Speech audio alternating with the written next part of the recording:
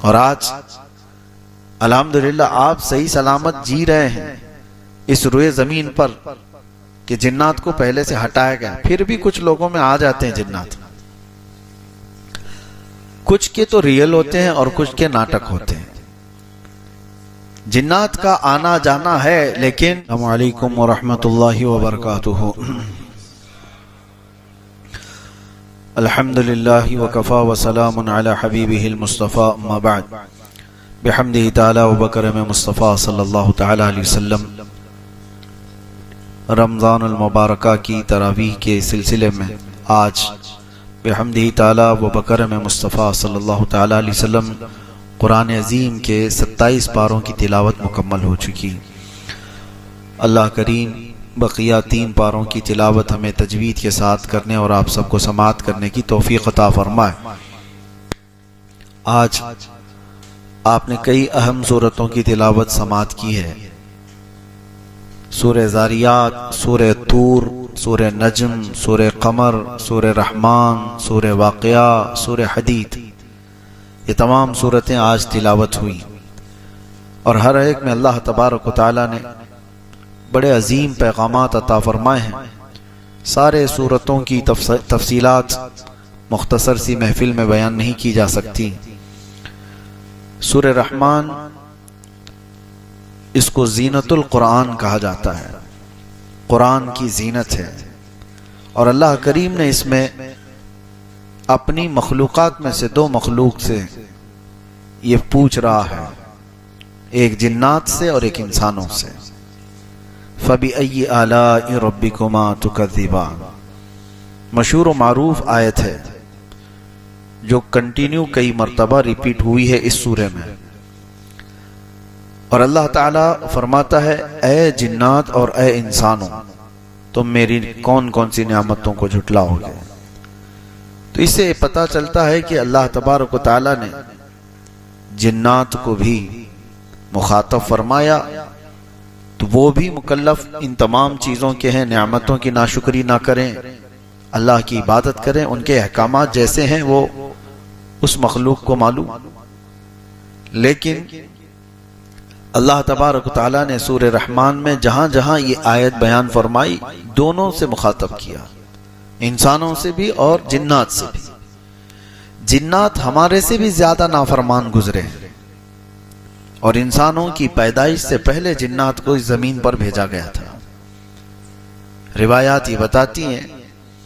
اور اسی وجہ سے فرشتوں نے جو اللہ تعالیٰ سے یہ پوچھا تھا کہ کیا تو ایسے کو اپنا خلیفہ بنائے گا جو زمین پر جا کر قتل و خون ریزی کرے گا، فساد مچائے گا.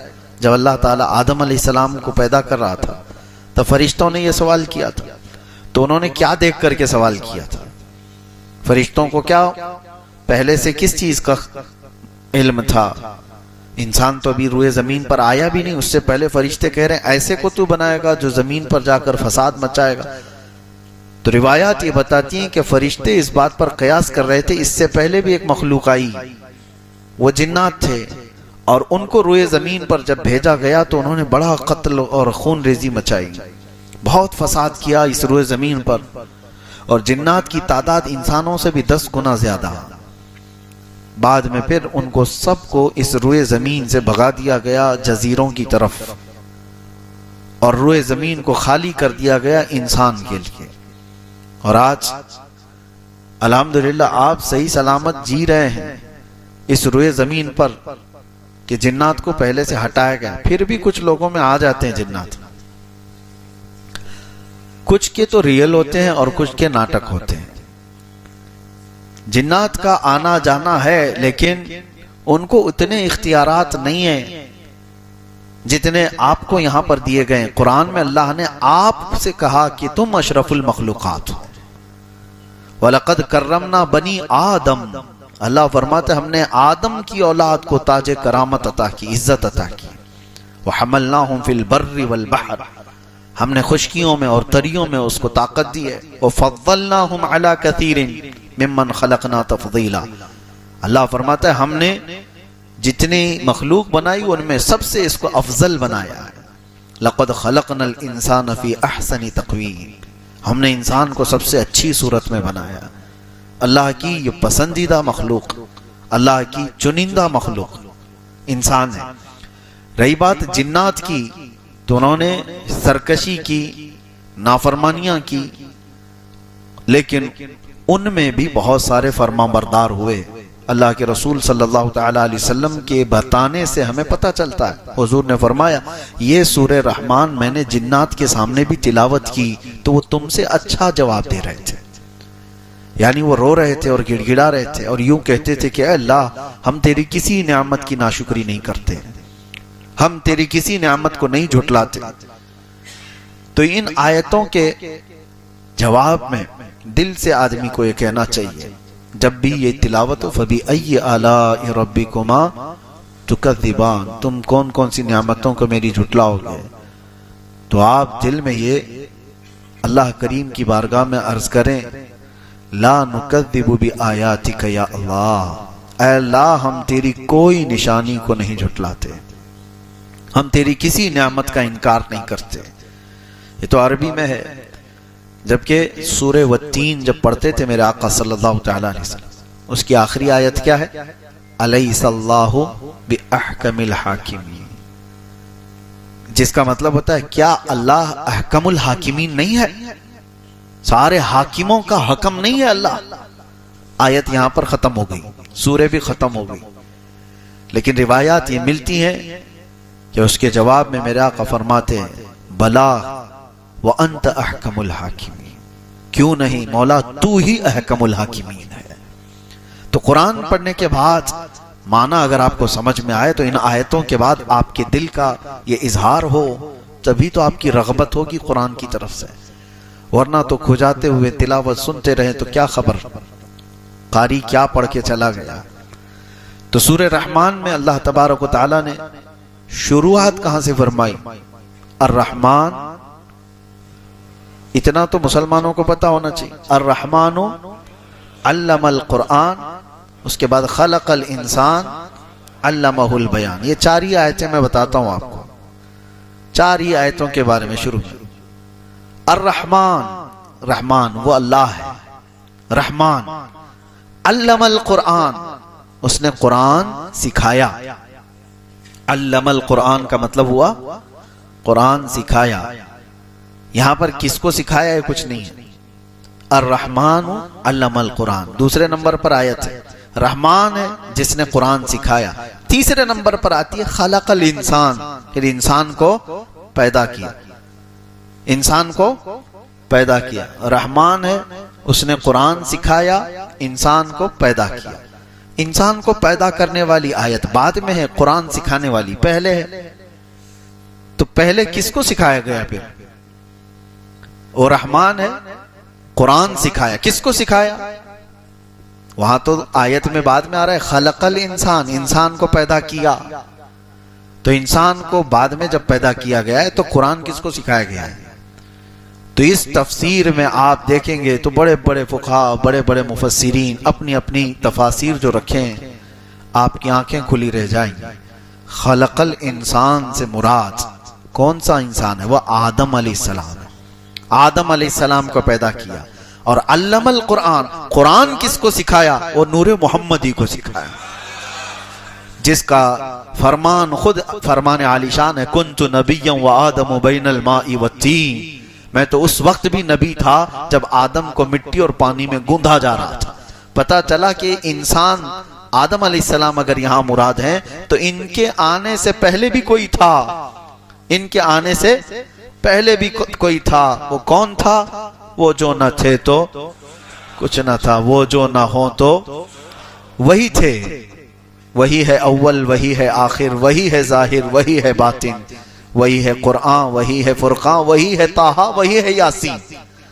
لوح بھی تو، قلم بھی تو، تیرا وجود الکتاب، گنبد آبگینہ رنگ تیرے محیط میں حباب۔ حضور پاک صلی اللہ تعالی علیہ وسلم کے متعلق ہی فرمایا گیا۔ اب میں آپ کو ایک بات بتاتا ہوں، نبی پاک صلی اللہ علیہ وسلم نے فرمایا اللہ نے سب سے پہلے چیز کیا پیدا کی؟